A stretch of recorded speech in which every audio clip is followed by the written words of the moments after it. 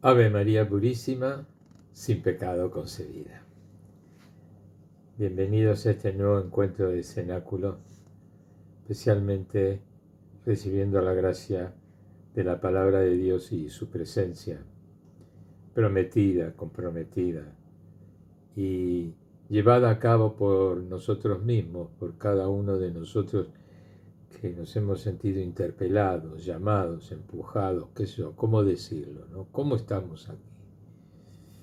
Es más una iniciativa, una búsqueda que no del todo podríamos explicarla, pero sí en aquella realización que esperamos llevar a cabo, ya que se trata de una esperanza cierta. Es decir, venimos al encuentro con Jesús y lo hacemos a través de su palabra, tomando el compromiso que han recibido los testigos de su resurrección, que fueron los apóstoles, que enviaron a evangelizar, y esa evangelización nos llega hoy a nosotros, y su testimonio de aquel momento de reunión y de encuentro con Jesús en el cenáculo, en la celebración de la cena pascual,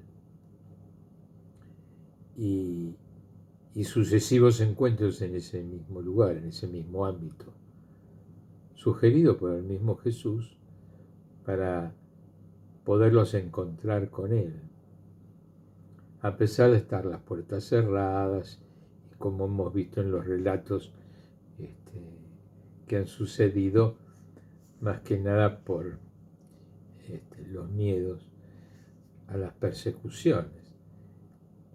Y allí se fueron cumpliendo todo lo dicho y anunciado por Jesús, su resurrección, su presencia de resucitado, y todos y cada uno de los encuentros que él mismo había dicho que se iban a producir y que se llevaron a cabo, entre ellos el envío del Espíritu Santo y esta permanente relación en los encuentros de la comunidad con Él, a través, claro, de la oración, que es un vínculo, es un trato de amistad, como diría Santa Teresa, ¿no? Un trato. Y a esto venimos. Y nos ponemos en presencia de Él, en el nombre del Padre, del Hijo y del Espíritu Santo. Amén. Para recibir su palabra, su presencia y aquel signo de paz que siempre dio Jesús. La paz les doy en cada uno de esos encuentros para alentarnos, ¿cierto?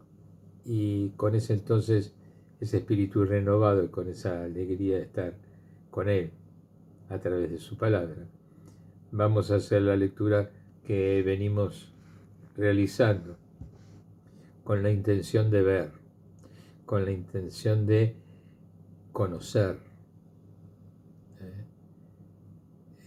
entrar en ese lugar propuesto por el mismo Jesús. Yo soy la puerta. ¿Se acuerdan? Ese relato del buen pastor. Yo soy la puerta. Efectivamente, nosotros vamos a su encuentro y entramos a través de Él, de su maravilla de generosidad y de gracia que nos da el Padre a través suyo. Venimos entonces a este redil, este cenáculo. Leemos entonces el relato de los Hechos de los Apóstoles en el capítulo 14, a partir del versículo, el número 15, porque el versículo es 5. ¿Sí? Venimos del final del versículo 14, con el fin de la misión, ¿se acuerdan? y después la controversia en Antioquía, esas dificultades que recibieron cuando volvieron de la misión Pablo y Bernabé y se encuentran en Antioquía con aquellos que habían venido de Judea y que le cuestionaban algunas cosas que Pablo y Bernabé traían como novedad a través de esa tarea que habían realizado de dar a conocer la buena nueva y las respuestas que habían tenido y las manifestaciones de Dios a través de esa sucesión de milagros que confirmaban esa verdad que venían a anunciar y que tantos se convertían por ello. Entonces, no solamente aquellos que eran judíos, sino también aquellos que no eran judíos, eran considerados gentiles. Entonces, la cuestión que venían a plantear estos que habían venido de Judea y se encontraban en Antioquía con Pablo y Bernabé, le cuestionaban cosas de tradiciones y de costumbres judías, como habíamos visto. Y a partir de eso, voy a leer el final y después, en la continuidad, vamos a leer la controversia en Jerusalén. O sea que no solamente había una cuestión que ya se había inicialmente planteado en Antioquía, sino que ahora, en este nuevo título que propone la Biblia de Jerusalén, dice controversia en Jerusalén. Después, el próximo título dice discurso de Pedro. Y el siguiente, discurso de Santiago. Y el siguiente, la carta apostólica. Vamos a hacer entonces una lectura completa, les propongo, porque estos sucesos hablan por sí solos y ya que se trata de un, digamos, de un entredicho, de un conflicto, de una novedad, de una resolución, en este caso, como lo vamos a ir leyendo, como se fue planteando, creo que la lectura es la que ilumina todo. Si llegara a haber algún comentario al margen que suelo hacer yo, en este caso voy a preferir hacer la lectura de corrido. Todos estos títulos, son 2 o 3. Tengan en cuenta que cuando digo títulos solamente se debe a la separación de los textos y a las ideas que contienen y que el editor, en este caso de la Biblia de Jerusalén, les pone, que pueden o no coincidir con otra versión o otra, con otro editorial o otra Biblia de otras ediciones o de otras entidades, ¿no? Entonces, no todos interrumpen las lecturas y tienen las mismas separaciones y tampoco les ponen los mismos títulos, ¿cierto? No, claro, por si ustedes leen en otra Biblia o van siguiendo la lectura en otra Biblia, por ahí de pronto es medio como difícil, porque casi todos respetan un poco todos estos tramos, y casi todos tienen la idea central explicada de una u otra manera, pero no es otra idea que la que se enuncia en los títulos, ya sea de una edición o de otra. Voy entonces al final de la lectura de controversia en Antioquía. Y luego pasamos a la controversia en Jerusalén, luego al discurso de Pedro, sucesivamente el discurso de Santiago y finalmente la carta apostólica. Si llegáramos a tiempo, el final de toda esta sucesión sería los delegados en Antioquía. O sea, el envío después de estas resoluciones que se plantean a esta cuestión, ¿no? A estas controversias. Que yo, como digo, quiero abstenerme porque creo que son innecesarios cualquier comentario que yo pueda hacer o que alguno de nosotros. Lo interesante es seguir el relato, tomar en cuenta esto que se dice de parte de los apóstoles y cómo ellos lo resuelven y lo dicen y lo explican de esa manera, que es brillante por otro lado. O sea que ha sido desde entonces hasta el día de hoy palabra de Dios. Por eso es que, si bien toda la Biblia es palabra de Dios, en este caso son palabras de hombres, son palabras de los apóstoles, de los fundadores, de cómo lo hicieron desde un principio, conscientes e inspirados por el Espíritu Santo, y llevaron a cabo y lo hicieron de esa forma, de esa manera. Y lo que dijeron perdura. Y yo no me atrevo a agregarles ni a restarles nada. Lo que sí es buenísimo es el recuerdo, ¿no?, de toda esta sucesión. Porque a veces no se leen en los lugares de la lectura de la palabra, sino a veces párrafos o cortes o uno o dos títulos. Por lo general no son todos los títulos y a veces no sabemos de dónde vienen y se toman las formas interrumpidas o se hacen citas y venimos a estos lugares que vamos a reconocer algunos párrafos de oída o de haberlas leído, pero como citas, no ya como si viéramos el video completo, ¿no es cierto? Esta es la idea. Entonces, viendo toda la sucesión completa, creo que es más amplia la visión que podemos tener, más original, y también tener la oportunidad de razonarlo conforme a nuestra fe y conforme a nuestros conocimientos,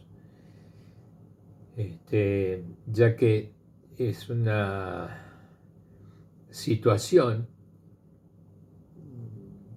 que se resuelve para todos, es incuestionable, y que cada uno tenemos entonces esa oportunidad de incorporarla a nuestra forma, a nuestra manera, a nuestro entendimiento, con nuestros conocimientos, que no se necesitan mucho, porque históricamente se trata de sucesos, entonces la observación normal, la observación personal, es a lo que se refiere todo el libro, en realidad, todo el libro de los Hechos de los Apóstoles, relatan hechos. Solo que en este caso tienen carácter muy formativo, ¿cierto? Muy fundante. Creo que ya en otras oportunidades que hemos leído desde el principio, desde el primer capítulo, también nos ha sucedido algo parecido. Porque, como digo, son pilares. Y es bueno conocerlos en la sucesión como se han realizado y con el lenguaje y el testimonio tal cual. ¿De acuerdo? Bueno, vamos entonces al último párrafo de controversia en Antioquía. Ellos, pues, enviados por la iglesia, atravesaron Fenicia y Samaria, contando la conversión de los gentiles y produciendo gran alegría en todos los hermanos. Llegados a Jerusalén, fueron recibidos por la iglesia y por los apóstoles y presbíteros, y contaron cuánto Dios había hecho juntamente con ellos. Después de la controversia en Antioquía, los mandaron a Jerusalén, y es entonces ya en la entrada propia a Jerusalén. En esta entrada propia a Jerusalén ya se plantea este nuevo título, que es el de la controversia en Jerusalén. Vamos a la controversia. Pero algunos de la secta de los fariseos que habían abrazado la fe se levantaron para decir que era necesario circuncidar a los gentiles y mandarles guardar la ley de Moisés. Se reunieron entonces los apóstoles y presbíteros para tratar este asunto. Después de una larga discusión, Pedro se levantó y dijo. Discurso de Pedro. Voy a poner un paréntesis. Discurso.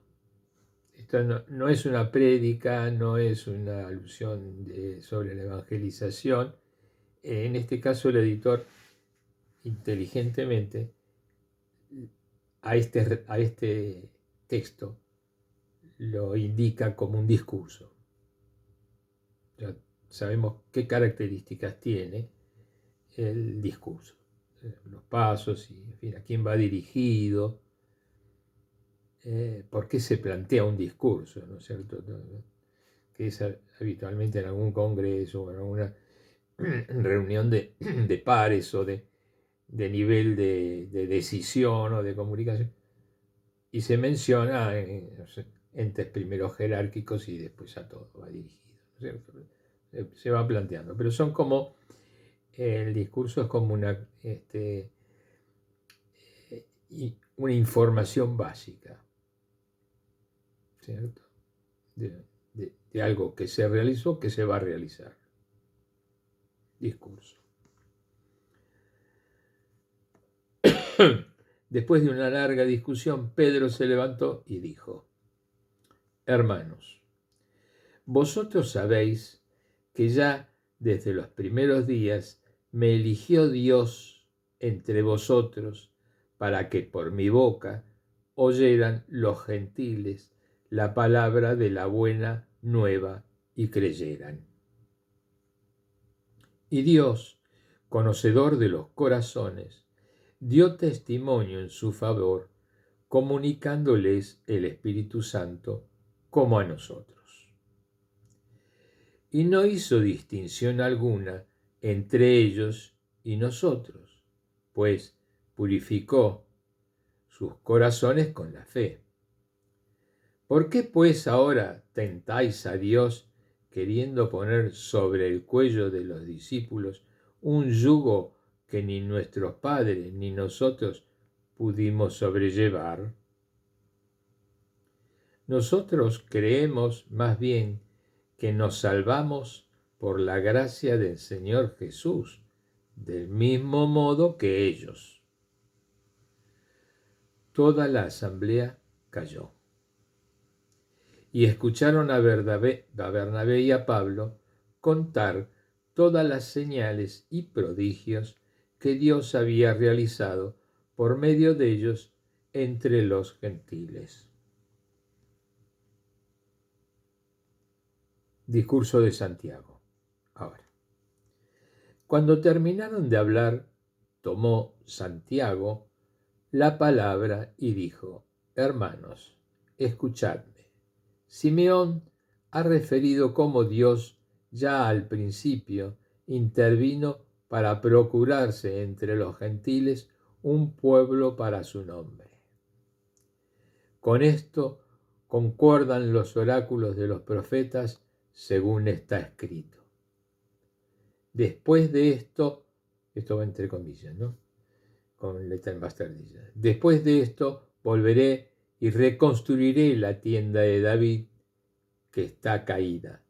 Reconstruiré sus ruinas y las volveré a levantar, para que el resto de los hombres busque al Señor y todas las naciones que han sido consagradas a mi nombre. Dice el Señor, que hace que estas cosas sean conocidas desde la eternidad. Por esto opino yo que no se debe molestar a los gentiles que se conviertan a Dios, sino escribirles que se abstengan de lo que ha sido contaminado por los ídolos, de la impureza, de los animales estrangulados, de la sangre, porque desde tiempos antiguos Moisés tiene en cada ciudad sus predicadores y es leído cada sábado en las sinagogas. Ahora viene la carta apostólica. Entonces decidieron los apóstoles y presbíteros, ya todos en comunidad, de acuerdo con toda la iglesia, asamblea, elegir de entre ellos algunos hombres y enviarles a Antioquía con Pablo y Bernabé. Y estos fueron Judas, llamado Barsabás, y Silas, que eran dirigentes entre los hermanos. Por sus medios les enviaron esta carta. Los apóstoles y los presbíteros, hermanos, saludan a los hermanos venidos de la gentilidad que están en Antioquía, en Siria y en Cilicia. Habiendo sabido que algunos de entre nosotros, sin mandato nuestro, os han perturbado con sus palabras, trastornando vuestros ánimos, hemos decidido de común acuerdo elegir algunos hombres y enviarlos de entre nosotros, juntamente con nuestros queridos Bernabé y Pablo, que son hombres que han entregado su vida a la causa de nuestro Señor Jesucristo. Enviamos pues a Judas y a Silas, quienes os expondrán esto mismo de viva voz, que hemos decidido, el Espíritu Santo y nosotros, no imponeros más cargas que estas indispensables. Abstenerse de los sacrificados a los ídolos, de la sangre, de los animales estrangulados y de la impureza. Haréis bien en guardaros de estas cosas. Adiós. Vieron que no hacía falta que interrumpiéramos con algún pensamiento. Nos ubicamos en esa situación, con esas tensiones, con esas dudas, esas tribulaciones, esos razonamientos, interesados o no, o las costumbres, o las culturas, o los tiempos, o las influencias. Todas estas cosas hicieron que se disiparan en la decisión de ese concilio, ¿no? Esa reunión en Jerusalén. Frente a esa situación, el Espíritu Santo obra, como ha sido siempre. Y en este caso es un ejemplo magnífico, porque sin llegar a manifestarlo puntualmente, todos y ellos mismos, surge que hay unión, hay acuerdo, hay unión en el Espíritu. No prevalece el interés personal o la dialéctica o la inspiración, no, de algunos, no. Esto es unión en el Espíritu. Entonces, por eso es que también no quería interrumpir, porque es para todos, ¿cierto? Entonces, es un momento que para nosotros también nos llena de alegría el tener este recurso de la riqueza que el Señor le ha entregado a sus testigos, que son los que nos lo dan a nosotros. Lo recibimos de la asamblea, de la iglesia, lo recibimos, ¿cierto? O a través de ellos. También con el mismo Espíritu. Entonces obra en nosotros. No es que lo entendemos así porque somos... No. Lo entendemos porque tenemos la misma gracia que recibieron ellos también para entenderlo en su momento cuando lo entendieron. ¿Cierto? Es una manera de percibir la acción del Espíritu Santo también en nosotros. ¿Cómo es que? Teniendo razonamientos lógicos y propuestas válidas o entredichos que podían ser podemos estar todos tan de acuerdo desde entonces hasta hoy y podemos delegar en la palabra de Pedro todo. Bien, lo importante de este discurso de Pedro, ¿no? Y no hay, o por lo menos no está narrado, que fuera de ese discurso de Pedro haya habido alguna objeción, ninguna. Todos quedaron en silencio. Y como también en signo de gratitud, ¿no? O sea, siempre el silencio es signo de la presencia de Dios.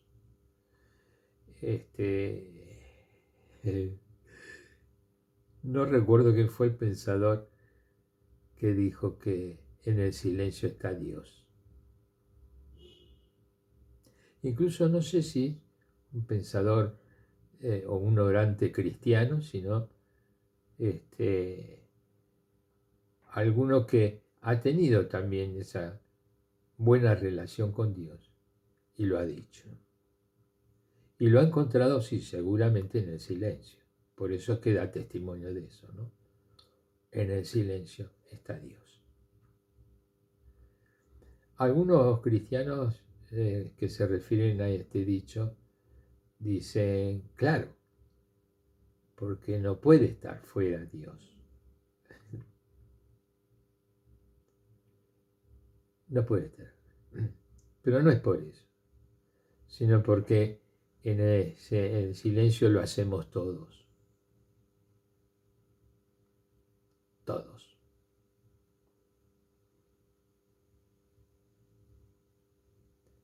Entonces en el silencio está Dios. Lo hacemos todos. ¿Te das cuenta? Es buenísimo. Esa expresión siempre me ha llamado mucho la atención.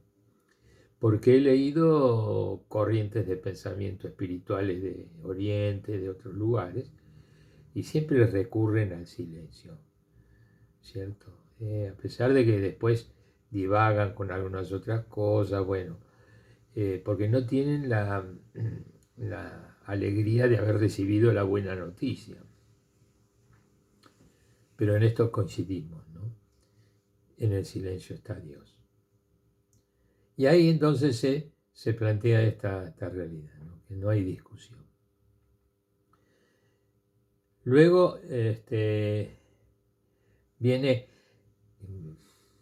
Santiago también a aportar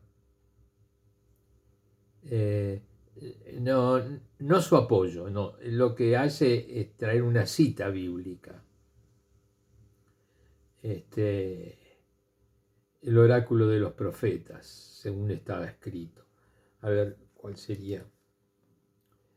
El 15:13 confirma la importancia de su intervención en este asunto, en especial en el debate referente al problema de las relaciones laborales.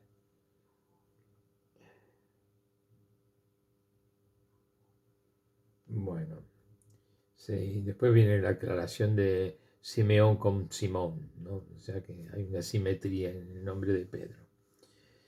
Que también lo hemos leído, no sé si habrán advertido.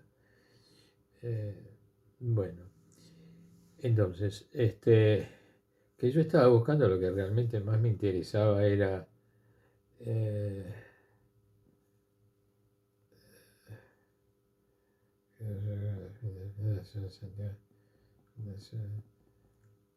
que no es Crónicas. El nombre de Yahvé es el pueblo. Bueno, creo que es del libro de las Crónicas. Acá, el segundo libro de Crónicas 7. Cuando dice, Dios ya al principio intervino para procurarse entre los gentiles un pueblo para su nombre. Con eso concuerdan los oráculos de los profetas, según está escrito ahí en Crónicas, ¿no? Después de esto volveré y reconstruiré la tienda de David que está caída. Reconstruiré sus ruinas y las volveré a levantar, para que el resto de los hombres busque al Señor. Y todas las naciones que han sido consagradas a mi nombre, dice el Señor, que hace que estas cosas sean conocidas desde la eternidad. Este final lo agrega Santiago, ¿no? Como para mostrar que esa verdad es completa, ¿no? Que es eterna, no tiene principio y no tiene fin, es eterna. Y está, seguramente no habrá sido el único que hizo algún discurso, pero esto resume, porque es la única que ponen, lo que se podía agregar, digamos, a lo de Pedro, sino que es una cita de la palabra de Dios que manifiesta una verdad completa, ¿sí? Porque está el anuncio y la realización, ¿cierto? Entonces, Santiago lo que está mostrando es un anuncio del Señor y una realización, ¿cierto? Como sucedió y como ahora se plantea que suceda exactamente lo mismo, porque estamos en un plan de eternidad. Bien, ahora lo que sigue es la carta apostólica, después del discurso de Santiago. Entonces decidieron los apóstoles y presbíteros, de acuerdo con toda la iglesia, elegir dentro de ellos algunos hombres y enviarlos a Antioquía con Pablo y Bernabé. Y estos fueron Judas, llamado Barsabás, y Silas, que eran dirigentes entre los hermanos. Por su medio les enviaron esta carta. O sea, amén de enviarlos como apoyatura, digamos, de que como resolución o como ideas ya confirmadas por todos en esa reunión en Jerusalén, para que esa comunidad que había quedado choqueada, que había quedado en crisis en Antioquía, recibieran a aquellos que habían ido, habían vuelto de la misión a Antioquía y habían traído dificultades para aquellos que habían venido de Judá, o son judíos que plantearon esa controversia con respecto a las tradiciones judías y a la aplicación de esas tradiciones. Entonces, de ahí fue que los enviaron a Jerusalén. Por eso es que también es importante este envío, que no es así nomás, sino que los mandan a los dos, ¿no es cierto? A Bernabé y a Pablo, junto con otros hombres, ¿no? Algunos hombres y enviarlos a Antioquía con Pablo y Bernabé. Y estos fueron Judas, llamado Barsabás, y Silas, que eran dirigentes entre los hermanos. Por su medio les enviaron esta carta. Y ahora vamos a lo que les decía la carta. O sea, no iba solamente con la palabra de ellos, que podía también suscitar alguna duda, porque los que estaban en cuestión eran ellos, y entonces, digan, no, vamos a mandar una carta. Entonces, bueno, dice la carta: los apóstoles y los presbíteros, hermanos, saludan a los hermanos venidos de la gentilidad que están en Antioquía, en Siria y en Cilicia. O sea, una carta para todo ese entorno donde inicialmente se había comenzado la misión de Pablo y de Bernabé, que habían realizado en todo ese lugar, como válida, ¿no es cierto?, no solamente para Antioquía.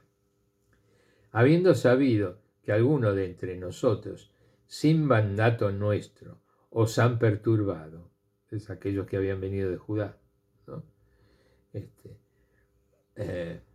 Habiendo sabido que algunos de entre nosotros, sin mandato nuestro, o sea, que habían venido de Judá, pero era como cosa de ellos, ¿no?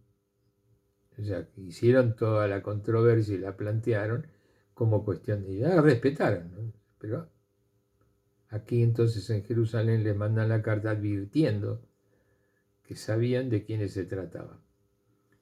Los apóstoles y los presbíteros saludan a los hermanos venidos de la gentilidad que están en Siria y Cilicia. Habiendo sabido que algunos de entre nosotros, sin mandato nuestro, os han perturbado con sus palabras, trastornando vuestros ánimos. Hemos decidido, de común acuerdo, elegir a algunos hombres y enviarlos entre vosotros, juntamente con nuestros queridos Bernabé y Pablo. Acá ya están confirmándolos, nuestros queridos Bernabé y Pablo.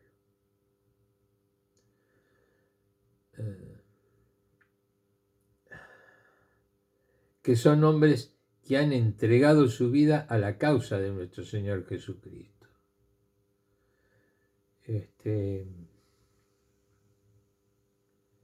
Acá avalan también su gestión, la causa de nuestro Señor Jesucristo. Enviamos pues a Judas y Silas, quienes os expondrán esto mismo de viva voz. O sea, pero la carta estaba. Primero la carta. Que hemos decidido, el Espíritu Santo y nosotros, qué bueno, ¿no? Esta aclaración. Qué bueno, ¿no? Tiene sentido, ¿no? Porque había una controversia y había necesidad de aclarar puntos. Y si no hubieran puesto eso, hubiera sido como si lo decidieron de capricho, de onda ellos, que se... No, momento. Acá fue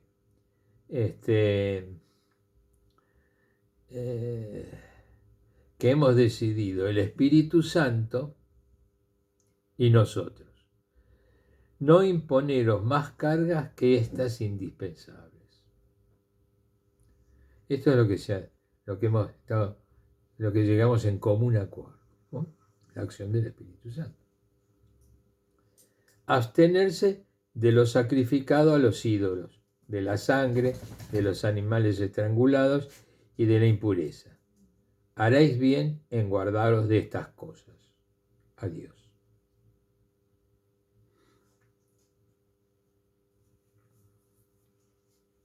Bueno, acá todos esos añadidos que el pueblo judío fue realizando en la Torá, en lo que ellos consideran la ley, en la cual tienen cantidades de preceptos y de prohibiciones y todo ese tipo de cosas, y de imposiciones para la realización de los circuncidados, de todo ese grupo que lo seguía,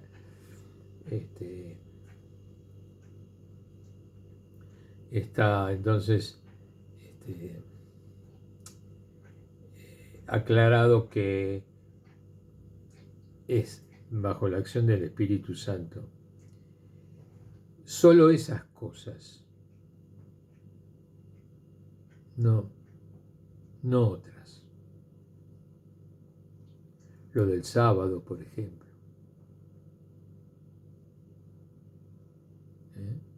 Bueno, como tantas otras impuestas, como digo, ¿no?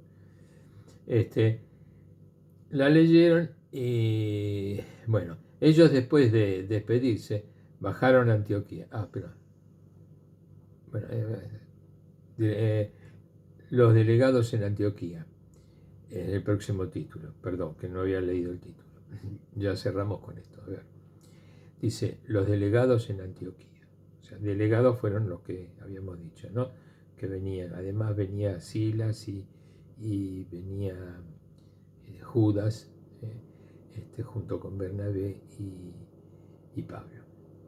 Ellos, después de despedirse, bajaron a Antioquía, reunieron la asamblea y entregaron la carta. La leyeron y se gozaron al recibir aquel aliento. Disfrutaron. Judas y Silas, que eran también profetas, exhortaron con un largo discurso a los hermanos y les confortaron. Judas y Silas, que eran también profetas. Profeta es el que habla de parte de Dios, el intérprete.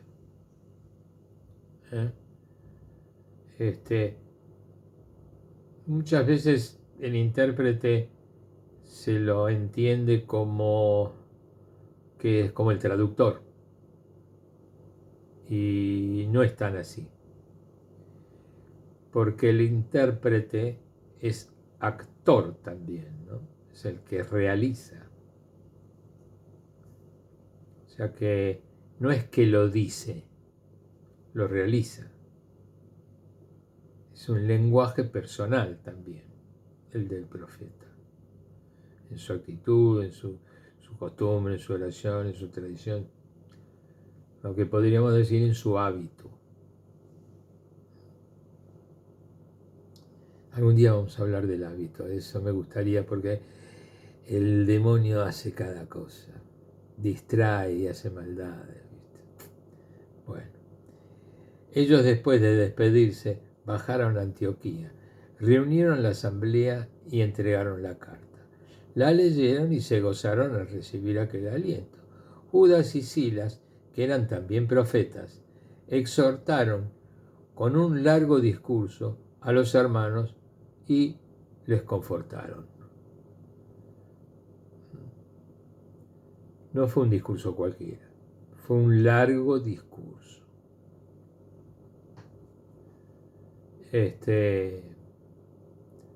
Por lo general los discursos no son muy entretenidos, son más bien directos, como los de Pedro, ¿no? En este caso, indudablemente, el mayor de todas las dificultades era que había sido un poco largo. ¿Sí? Como para que no queden dudas, como para que las dudas que se habían planteado antes ya se aclararan todas. O sea, por eso es que había sido el resumen tan sencillo. Pero valía la pena que ellos también lo dijeran. Y lo dijeron con voz autorizada, porque era profeta. Eran considerados como tales. O sea, que eran el profeta, por ejemplo, Judas y Silas, que eran también profetas. Es decir, intérpretes. Cuando dice intérpretes quiere decir que se los reconoce como tales. Dicen lo de Dios. Ellos dicen lo de Dios. Ese es el profeta, el intérprete. Eran también profetas. Se exhortaron con un largo discurso a los hermanos y les confortaron. Sí, tranquilamente. Pasado algún tiempo, fueron despedidos en paz por los hermanos para volver a los que los habían enviado. O sea, volver a Jerusalén, ¿no? Pablo y Bernabé se quedaron en Antioquía, enseñando y anunciando, en compañía de otros muchos, la buena nueva, la palabra del Señor. Bueno, qué hermoso es llegar a este punto en el que se aclaran todas estas situaciones, ¿no? Nosotros tenemos allanado el camino de una manera extraordinaria, porque toda la historia que nos antecedió a la resurrección de Jesús, toda esa historia, fueron dando esos testimonios que a nosotros nos llegaron, como le llegaron también en su momento a esta gente en Antioquía. A nosotros nos llegan ya todas las cartas, todo esto que acabamos de leer. Por eso he querido que sea la lectura tal cual lo sucedido, para que nos reconfortemos con toda la alegría y la grandiosidad que implica la acción del Espíritu Santo. Con ellos, con toda la Iglesia, también en Antioquía, con todos los que lo recibieron enseguida, y también con todos los que lo sucedieron hasta que llegamos nosotros, y hasta nosotros. Y esto, indudablemente, nos alegra. Yo estoy realmente feliz de que muchas cosas que yo por ahí de pronto hubiera planteado igual o que hubiera tenido dificultades, ya están resueltas. O sea, que además adhiero en que no hayan quedado en el olvido, sino que hayan sido puestas en los Hechos de los Apóstoles. La idea de realizar este libro es buenísima. O sea, no solamente la idea, sino realizarlo, o sea, ir poniendo las cosas que son verdaderamente importantes. Por eso es que ya no más en el principio de este libro está el discurso de Pedro. O sea, este tema de los discursos es muy importante, ¿no? Porque, como digo, ¿no? el discurso es una forma de comunicar, es un comunicado muy particular. Que ya, bueno, en otras ocasiones, como no lo hemos tratado, no lo voy a decir de nuevo. Pero lo digo ahora porque hemos leído dos títulos, ¿no? El discurso de Pedro y el discurso de Santiago. La carta apostólica y los delegados en Antioquía. Delegados entonces se entiende que son Pablo y Bernabé, ¿no? Y los que regresan son los profetas, ¿cierto? Que eran Silas y Judas.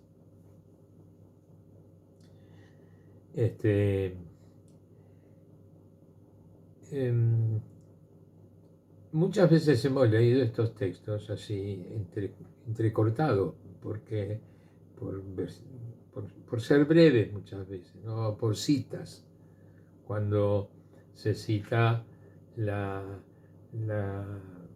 conformación de la iglesia, la conformación eclesial, muchas veces se hace alusión a la incircuncisión y a las cuestiones. Pero se lo toma como un hecho banal, ¿no? O sea, como un hecho, y no sabemos cómo es que viene la cosa. Bueno, la situación como la hemos leído históricamente, cómo se ha ido produciendo y cómo se ha ido no solamente gestando esa controversia, que después los mismos apóstoles y el mismo círculo de concilio, podemos decir, de Jerusalén, los destaca como que no eran personas del todo muy bien vistas, ¿no? Pero fueron a perturbar. ¿Se acuerdan? Dice, habiendo sabido que algunos de entre nosotros, dentro de los que estamos en Jerusalén, sin mandato nuestro, os han perturbado con sus palabras. Sin mandato nuestro. Porque estas cuestiones ya se las cuestionaban también en Jerusalén. Tal es así que no estaban del todo decididos. Ni menos que Pedro. O sea, no los descalifican, pero sí saben que habían estado y que lo hacen mención porque de alguna manera ellos también estaban cuestionándolo. Pero era necesario que participaran Pedro y Bernabé, por eso es que los envían a Jerusalén, para que esa cuestión sea dirimida bajo la oración del Espíritu Santo y de toda la comunidad, de aquellos que nunca habían salido de Jerusalén o de los alrededores, y de aquellos que sí, que efectivamente tenían experiencia de haber evangelizado, o sea, dar a conocer la buena noticia en los lugares más periféricos, más lejos, a los gentiles. Traían los acontecimientos que Dios había realizado. todos los milagros y todas las cosas que ellos les habían sucedido y cosas pesadas, porque realmente los testimonios que llevaban eran muy, muy grandes, de mucho valor, porque además ese ejercicio de dar a conocer la buena noticia era considerado muy valioso, porque no cualquiera. Por eso mismo que muchos de ellos, no digo que hayan optado por la comodidad de quedarse ahí en Jerusalén, pues no es por ese el motivo, ¿no? Son motivos varios. Pero reconocían que su horizonte no era el mismo que tenían Pablo y Bernabé, y que era necesario que ese testimonio de ellos llegara y se expusiera y se diera a conocer entre toda la asamblea, que eran los, digamos, los de mayor jerarquía, eran los apóstoles que eran los que enviaban todas las directivas a todas las iglesias, sí, comunidades, ya que era una formación muy estructurada de arriba para abajo, o sea, desde Jesús para abajo. No había grupos ni otro tipo de cosas. O sea, de Jesús a Pedro y de Pedro a los apóstoles, como es el día de hoy, ¿no? Solo que la misma historia, todas estas situaciones se fueron muchas veces resolviendo también en concilios. Hemos tenido muchos concilios en la iglesia que han resuelto infinidad de temas que se han ido presentando en la historia por los diferentes motivos históricos y de desarrollo que ha tenido la humanidad. ¿No es cierto? Y en algunos casos hasta rectificaciones, ¿por qué no decirlo, no? Pero en la mayoría de los casos siempre está la acción del Espíritu, y esto es lo que siempre se ha destacado en las resoluciones o en los discursos papales.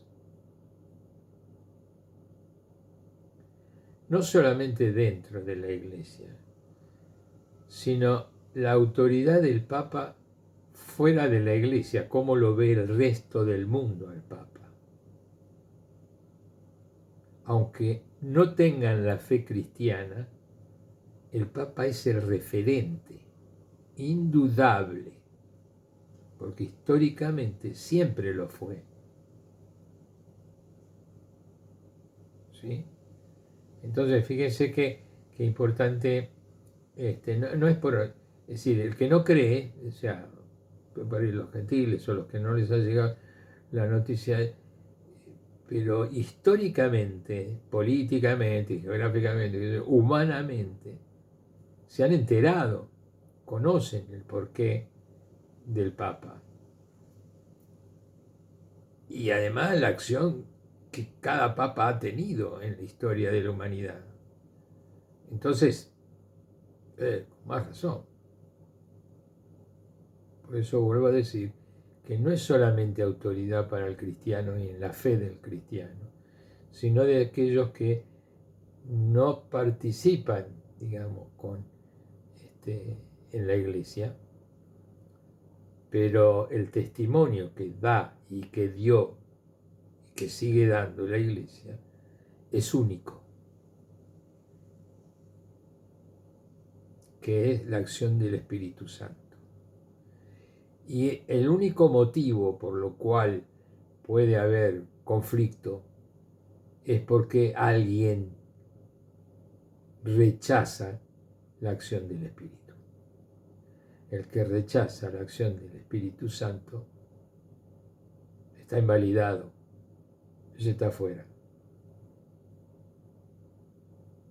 Ese, no solamente en la fe, sino en la razón, ese está fuera. No está bajo la luz del Espíritu Santo, porque lo desprecia, lo quita. Bueno, vamos a dar gracias a Dios por este momento de su generosidad, principalmente por aquellos que han tenido la responsabilidad antes de nosotros de darnos a conocer esta palabra de Dios, también con sus obras, también con su tarea, con su generosidad de vida. Principalmente hoy agradecemos a todos los sacerdotes, presbíteros, catequistas, aquellos que evangelizan, dar a conocer la palabra de Jesús, la vida, muerte y resurrección de nuestro Señor Jesucristo. Que el Señor los bendiga. Ave María Purísima, sin pecado concebida.